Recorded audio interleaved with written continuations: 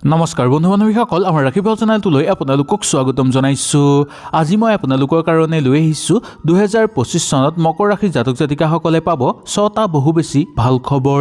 এই 6টা ভাল খবৰৰ ফলত তেওঁলোকৰ ভাগ্য উজ্বলি পৰিব, কৰ্মক্ষেত্ৰত সফলতা দেখিবলৈ পাব আৰু নিজৰ কৰ্মত দক্ষ হ'ব পাৰিব। আপোনালোক সকলো কামৰ পৰা আপোনালোকৰ উপাৰ্জন ভাল হ'ব আৰু ভৱিষ্যতত উন্নতি কৰিব পাৰিব আপোনালোকে বহু বেছি। 2025 বৰ্ষত আপোনালোকৰ ভাগ্য বিশেষভাৱে সলনি হৈ পৰা দেখিবলৈ পোৱা যাব, কাৰণ গ্ৰহ নক্ষত্ৰৰ বিশেষ পৰিৱৰ্তনৰ ফলত এনে যুগ দেখিবলৈ পোৱা যাব। আপোনালোকে এনেকুৱা কিছুমান কাম কৰিব পাৰিব যাৰ ফলত আপোনালোকৰ ভৱিষ্যতত বহু ধন অহাৰ বাট মুকলি হৈ পৰিব। এই ৰাশি জাতক জাতিকাসকলে কিবা কাম হাতত ল'লে এই বছৰ সম্পূৰ্ণ সুন্দৰভাৱে কৰিব পাৰিব। আহক তেনেহ'লে 2025 চনত মকৰ ৰাশি জাতক জাতিকাসকলৰ 6টা ভাল খবৰৰ বিষয়ে এই ভিডিঅ'টোৰ যোগেদি আমি সুন্দৰভাৱে জানি লওঁ। যদি ভিডিঅ'টো ভাল লাগে লাইক এটা কৰি আমাৰ মনোবল বঢ়াব আৰু আপোনালোকৰ বন্ধুবৰ্গৰ লগত শ্বেয়াৰ কৰি তেওঁলোককো উপকৃত কৰিব। মকৰ ৰাশিৰ জাতক জাতিকাসকলৰ কাৰণে এই 2025 চনটো খুব শুভ বুলি ক'ব পৰা যায়। নতুন এই বছৰত আপোনালোকে সুযোগ সুবিধা লাভ কৰিব পাৰিব। এই বছৰ আপোনালোকৰ নিজৰ ওপৰত বিশ্বাস বৃদ্ধি পাবলৈ ধৰিব, লগতে আত্মবিশ্বাস বঢ়াৰ ফলত কৰ্মক্ষেত্ৰত উন্নতি কৰিব পৰাৰ সম্ভাৱনা দেখিবলৈ পোৱা যায়। নতুনকৈ কিবা কামত ভাল সুযোগ আপোনালোকে বছৰৰ প্ৰথম ভাগতেই লাভ কৰিব পৰাৰ সম্ভাৱনা দেখিবলৈ পোৱা যায়। খোৱা বোৱাৰ বস্তুত আপোনালোকে আগ্ৰহ বৃদ্ধি পোৱা দেখিবলৈ পোৱা যাব। নতুনকৈ কিবা বস্তু ঘৰলৈ আনিব বিচৰাৰ সম্ভাৱনা দেখিবলৈ পোৱা যায় বা ঘৰলৈ নতুন সম্পদ অহাৰ সম্ভাৱনাও আপোনালোকৰ দেখিবলৈ পোৱা যায়। বিয়া বাৰুৰ কাৰণে ৰৈ থকা লোকসকলৰ কাৰণে মকৰ ৰাশিৰ জাতক জাতিকাসকলৰ এই 2025 চনত বিবাহৰ প্ৰবল যুগ দেখিবলৈ পোৱা যায়, কাৰণ সপ্তম ঘৰত বৃহস্পতি থকাৰ কাৰণে আপোনালোকৰ এই বিবাহৰ প্ৰবল যুগ দেখিবলৈ পোৱা যাব। ব্যৱসায়িক বাণিজ্যৰ লগত জড়িত হোৱা লোকসকলৰ কাৰণে ব্যৱসায়িত উন্নতি কৰিব পাৰিব। আৰ্থিক ক্ষেত্ৰতো উন্নতি আছে। কেতিয়াবা আপোনালোকৰ অবান্তিক খৰচৰ মাত্ৰা বৃদ্ধি পাব পাৰে, তাক অকণমান নিয়ন্ত্ৰণ কৰিলেই আপোনালোকৰ ব্যৱসায়িত উন্নতি দেখিবলৈ পোৱা যাব পাৰে। দৈনন্দিন কাম কাজৰ লগত জড়িত লোকসকলৰ কাৰণে নতুন সুযোগ লাভৰ সম্ভাৱনা দেখিবলৈ পোৱা যাব পাৰে। সন্তানৰ স্বাস্থ্যৰ প্ৰতি অকণমান লক্ষ্য ৰাখিব লাগিব, লগতে সন্তানৰ কাৰণে যাতে আনৰ পৰা কথা শুনিবলগীয়া নহয় তাৰ প্ৰতিও অকণমান লক্ষ্য ৰাখি সন্তানৰ প্ৰতি অকণমান আপোনালোকে চকু ৰাখিবলৈ চেষ্টা কৰাটো ভাল।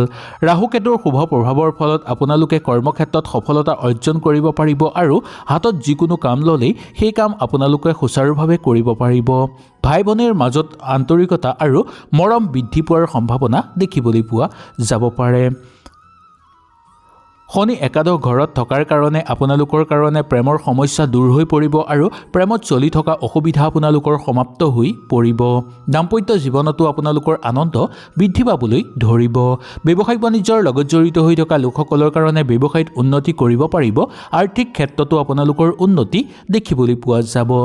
ৰৈ থকা ধন লাভৰ প্ৰবল যুগ দেখিবলৈ পোৱা যায় আৰু আগৰ পৰা আধৰুৱা কাম আপোনালোকে কৰিবলৈ চেষ্টা কৰিলে এই বৰ্ষত আপোনালোকে কৰিব পাৰিব আৰু কৰ্মত অকণমান মনোযোগ দিলে সেই কাম আপোনালোকৰ সম্পূৰ্ণ হৈ পৰিব।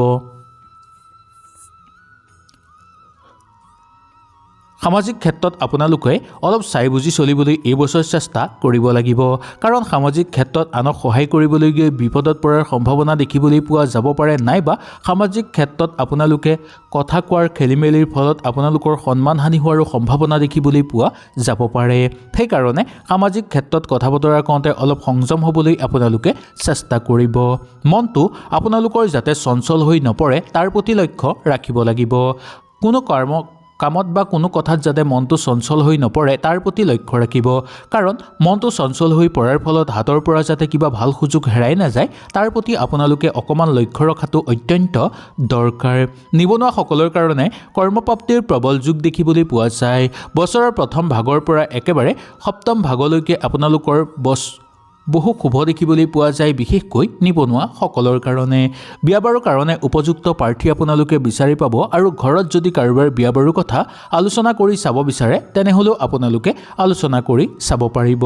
ঘৰত অতিথি আলহীৰ আগমন হ'বলৈ ধৰিব। আপোনালোকৰ ঘৰুৱা পৰিৱেশ আপোনালোকৰ ইমান বেয়া দেখিবলৈ পোৱা নাযাব, বিশেষকৈ আপোনালোকৰ ঘৰৰ পৰিৱেশ উন্নতি দেখিবলৈ পোৱা যাব পাৰে। শত্ৰুৰ পৰাক্ৰম কিন্তু বৃদ্ধি পাব পাৰে বা গোপন শত্ৰুৱে আপোনাক ক্ষতি কৰিবলৈ চেষ্টা কৰিব পাৰে। তাৰ প্ৰতি লক্ষ্য ৰাখি আগৰ পৰাই সাৱধানতা আৰু সজাগতা অৱলম্বন কৰি আপোনালোকে চলিবলৈ চেষ্টা কৰিব। মাটি-বাৰী বা সা-সম্পত্তি বেচা কিনাৰ লগত জড়িত লোকসকলৰ কাৰণে ইমান অসুবিধা দেখিবলৈ পোৱা নাযাব। প্ৰশাসনিক বিষয়াসকলৰ পদোন্নতিৰ যোগ দেখিবলৈ পোৱা যাব আৰু প্ৰশাসনিক বিষয়াসকলৰ দৰমহা বৃদ্ধিৰো প্ৰবল যোগ দেখিবলৈ পোৱা যাব। ঠিকাঠুকলি কৰা লোকসকলৰ কাৰণে মধ্যম হিচাপে আপোনালোকে এই বছৰটো পাৰ কৰিব পৰাৰ সম্ভাৱনা দেখিবলৈ পোৱা যাব পাৰে। সপ্তম ঘৰত বৃহস্পতি থকাৰ কাৰণে আপোনালোকে কিবা কাম যদি নতুনকৈ এই বছৰ হাতত লয় সেই কামৰ পৰা আপোনালোকে উচিত ফল লাভ কৰিবলৈ সক্ষম হ'ব। বিদেশ ভ্ৰমণৰ ক্ষেত্ৰতো আপোনালোকৰ প্ৰবল যোগ নামি আহিব আৰু আপোনালোকে ঘৰৰ পৰা যদি দূৰ ভ্ৰমণ কৰিব বিচাৰে পাৰিব আৰু শিক্ষাৰ কাৰণেও আপোনালোকে দূৰ ভ্ৰমণ কৰিবলগীয়া হ'ব পাৰে। এই বছৰ শিক্ষাৰ মানদণ্ড আপোনালোকৰ বৃদ্ধি পাবলৈ ধৰিব আৰু উচ্চ শিক্ষা লাভৰ প্ৰবল যোগ দেখিবলৈ পোৱা যায়। ৰাজনৈতিক ক্ষেত্ৰৰ লগত জড়িত হৈ থকা লোকসকলৰ জয়ৰ সম্ভাৱনা দেখিবলৈ পোৱা যাব আৰু নতুনকৈ ৰাজনৈতিক ক্ষেত্ৰৰ লগত জড়িত হ'ব বিচৰা লোকসকলৰ কাৰণে আপোনালোকৰ কাৰণেও অনুকূল দেখিবলৈ পোৱা যায়।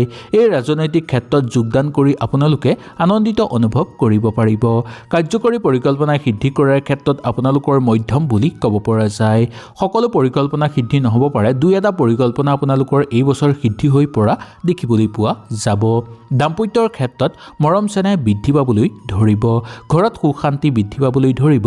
বন্ধুবৰ্গৰ লগত থাকোঁতে কোনো বন্ধুৱে যাতে আপোনাক বিশ্বাসঘাতকতাৰ বলি কৰি তুলিব নোৱাৰে তাৰ প্ৰতি লক্ষ্য ৰাখিব লাগিব বা কোনো বন্ধুৱে যাতে অবান্তিক খৰচৰ বলি কৰি আপোনালোকক নুতুলে তাৰ প্ৰতি অকণমান আপোনালোকে সজাগ হৈ চলিবলৈ চেষ্টা কৰিব।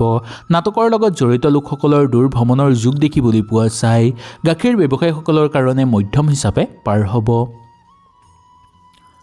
মামলা মোকদ্দমাৰ লগত জড়িত লোকসকলৰ কাৰণে অৰ্থৰ ক্ষেত্ৰত আপোনালোকে অলপ সাৱধানতা অৱলম্বন কৰিব লাগিব আৰু এই বছৰ আপোনালোকে মামলা মোকদ্দমাৰ লগত জড়িত নহয় ঘৰতে সমাধান কৰি ল'বলৈ চেষ্টা কৰাটো উচিত আৰু যোনসকল লোক মামলা মোকদ্দমাৰ লগত জড়িত তেওঁলোকৰ জয়ৰ সম্ভাৱনা আছে, কিন্তু খৰচৰ পৰিমাণো আপোনালোকৰ এই বছৰ বৃদ্ধি পোৱাৰ সম্ভাৱনা দেখিবলৈ পোৱা যাব পাৰে।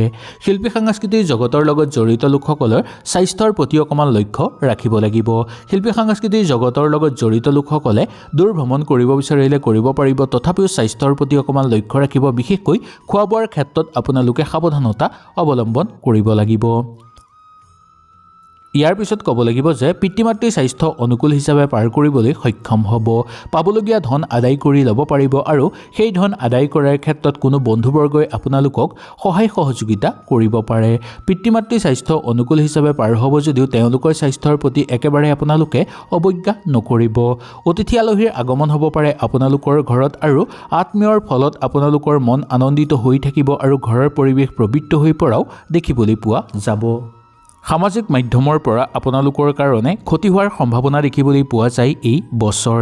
সেইকাৰণে সামাজিক মাধ্যমত কিছু ক্ষেত্ৰত আপোনালোকে সাৱধানতা অৱলম্বন কৰি এই বছৰ চলিব লাগিব।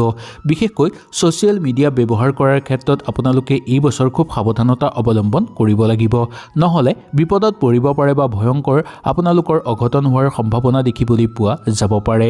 মাটি বাৰীক লৈ সৰু সুৰা কথাতে যাতে বিবাদ সৃষ্টি নহয় তাৰ প্ৰতি লক্ষ্য ৰাখিব, কিন্তু ঘৰৰ মাটি বিক্ৰী কৰিব বিচাৰিলে আপোনালোকে বিক্ৰী কৰিব পাৰিব। ইয়াৰ ফলত আপোনালোকে উচিত ফল পোৱাৰ সম্ভাৱনা দেখিবলৈ পোৱা যায়। কিন্তু যদি মাটি কিনিবলগীয়া হয় তেনেহ'লে আপোনালোকে এই ক্ষেত্ৰত খুব সাৱধানতা অৱলম্বন কৰিব লাগিব। দুই এজনৰ লগত ভালদৰে আলোচনা কৰিব বা বিশেষকৈ ভাল গুণী জ্ঞানী মানুহৰ লগত ভালদৰে আলোচনা কৰাৰ পিছতে কোনো মাটি বাৰী কিনাটো আপোনালোকৰ কাৰণে উচিত। কিন্তু এই বছৰৰ মধ্যম ভাগত আপোনালোকৰ ঘৰলৈ যান বাহন অহাৰ সম্ভাৱনা দেখিবলৈ পোৱা যায়। যদি আপোনালোকে কিবা পৰিকল্পনা কৰি থৈছে যান বাহন ক্ৰয় কৰিবৰ কাৰণে, তেনেহ'লে এই বছৰৰ মধ্যম ভাগলৈ আপোনালোকে সেই যান বাহন ক্ৰয় কৰিব পাৰিব। টকা পইচা ধাৰলৈ দিয়াৰ ক্ষেত্ৰত ইমান অসুবিধা নাপাব আৰু ধাৰলৈ দিয়াৰ পইচাও আপোনালোকে ঘূৰাই পোৱাৰ সম্ভাৱনা দেখিবলৈ পোৱা যায়। কিবা কামত যদি পইচা বিনিয়োগ কৰিব বিচাৰে আপোনালোকে বিনিয়োগ কৰিব পাৰিব, তথাপিও শ্বেয়াৰ মাৰ্কেটৰ ক্ষেত্ৰত অলপ সাৱধানতা আপোনালোকে অৱলম্বন কৰিব লাগিব। আপোনালোকৰ গোটেই পইচা ডুবি যোৱাৰ সম্ভাৱনাও দেখিবলৈ পোৱা যাব পাৰে। সেইকাৰণে এই ক্ষেত্ৰত অলপ চাই বুজি বা জানি বুজিহে আপোনালোকে শ্বেয়াৰ মাৰ্কেটত বিনিয়োগ কৰিবলৈ চেষ্টা কৰিব। হয়তো এই ভিডিঅ'টোৰ যোগেদি আপোনালোকে সুন্দৰভাৱে বুজি পালে। যদি কিবা অসুবিধা পালে নিশ্চয় মোক তলত কমেণ্ট কৰি জনাব। তেনেহ'লে আজিলৈ আপোনালোকৰ ওচৰৰ পৰা বিদায় লৈছোঁ। কালিলৈ আপোনালোকক পুনৰ লগ পোৱাৰ প্ৰতিশ্ৰুতিৰে আজিলৈ নমস্কাৰ।